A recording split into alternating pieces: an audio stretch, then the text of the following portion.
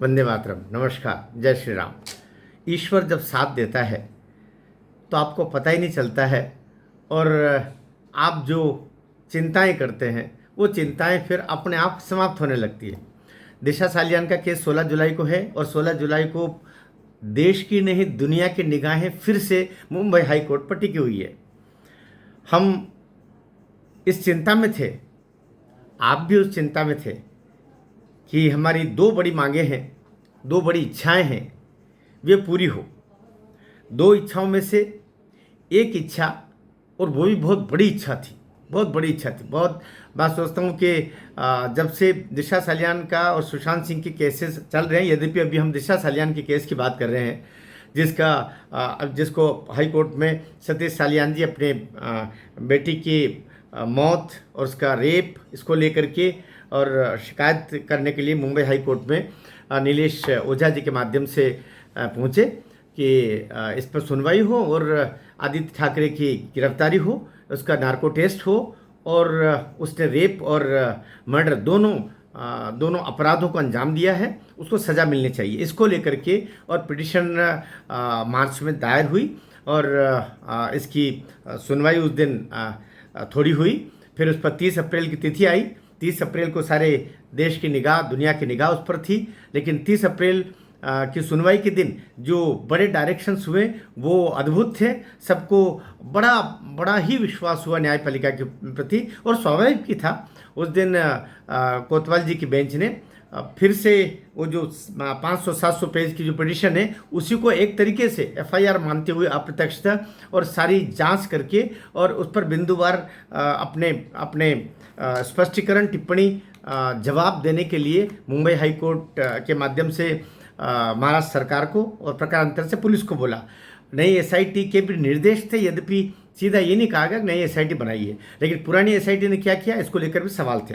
हम आगे बढ़े तो फिर उसके प्रकारांतर से तिथि आगे बढ़ी, और वो लग गई। फिर इधर से तिथि आ गई 18 जून। 18 जून को बेंच बदल गई, यद्यपि बेंच के तेवर वही रहे, और बेंच बदलने से इतना अंतर नहीं पड़ना था, क्योंकि क्रिमिनल केसेस की सुनवाई करने के लिए जो बेंचेस निर्धारित होती है उन्हीं पर वो सुनवाई होती है। हमारी दो इच्छाएं तब से लगी रही थी। एक कि आदित्य ठाकरे ने इस केस के संदर्भ में कैविएट तो सरकार रखती है, लेकिन उसने अपनी ओर से कैविएट रख दिया। अहंकार कितना है कि मेरी सुनवाई पहले हो, उसके बाद में इस केस की सुनवाई हो। लेकिन माननीय उच्च न्यायालय मुंबई ने उस पर कॉन्ग्लिजेंस नहीं लिया, उसको स्वीकार नहीं किया। उसको यूं कह सकते हैं कि अभी कचरे के टोकरे में फेंक रखा है, यद्यपि उनके एडवोकेट्स लगातार लगे हुए हैं। मैं बिल्कुल बारीकी से बात करना चाह रहा हूँ आपसे।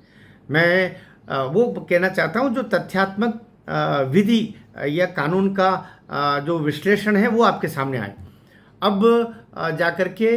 और दूसरी तो एक तो वो हमारी इच्छा पूरी हुई कि उसको अलग कर दिया गया, उस पर हीयरिंग की ही नहीं, उसको स्वीकार ही नहीं किया। ये एक बड़ी जीत थी, बहुत बड़ी जीत थी कि वैसे तो कोर्ट दबाव में आता नहीं है, लेकिन देवेंद्र फडणवीस सरकार की तरफ से भी जो 3 कदम आगे जाके 2 कदम पीछे जाना, 3 कदम जाके आगे जाना, 2 कदम पीछे आना, ये जो ढुलमुल का रवैया दिख रहा था वो कोर्ट ने भी समझ लिया कि कोर्ट को ही आगे आना पड़ेगा। तो एक तो काम ये हुआ कि कोर्ट ने उस पर कॉन्ग्लिजेंस नहीं लिया। दूसरा, बहुत बड़ी इच्छा हम सबकी थी कि इसकी लाइव सुनवाई हो, अर्थात हम घरों में बैठ कर के भी हज़ारों लाखों करोड़ों लोग दिशा सालियान का जो सुनवाई का क्रम हो उसको अपने घर पर देख सकें।